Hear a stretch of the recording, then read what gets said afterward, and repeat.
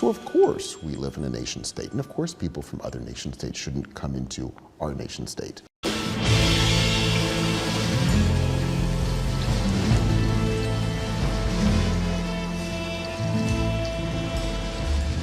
The whole notion of a nation state is a very recent invention. The whole notion that you should have a state and its main inhabitants should be people defined by a certain ethnicity is a very recent creation. The very idea that you could so define an entire people by a certain ethnicity is a recent idea.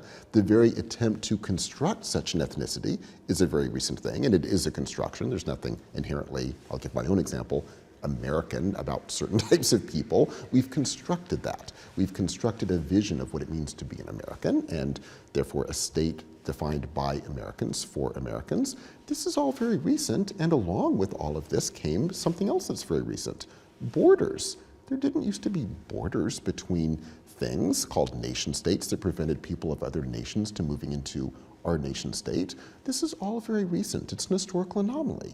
Now, I say that not to say that other times in the past have been better. You know, all times have many problems. I say this to emphasize that when we fall into patterns in our thinking, we tend to think these are very natural. These are natural ways of thinking.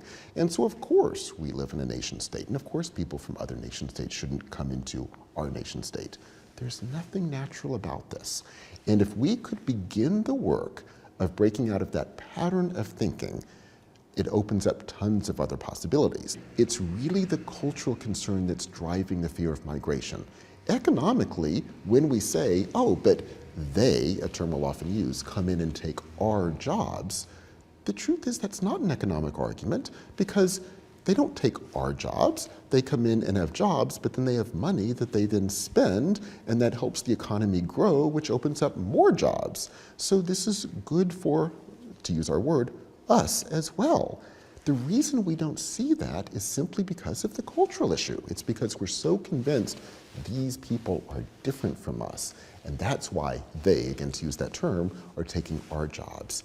If we could break out of that pattern of thinking and simply begin thinking in other ways, then of course migration can be a wonderful thing. It's wonderful people are moving across borders. It's wonderful if cultures are mingling. And economically, it can be incredibly helpful.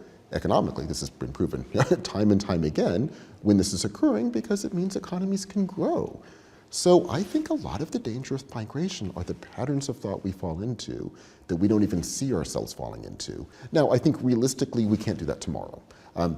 Part of the danger of us as human beings, since we fall into these patterns, is if you try to create a radical social revolution overnight, it oftentimes can encourage our worst patterns, because then you'll simply have people's worst levels of discrimination probably playing out.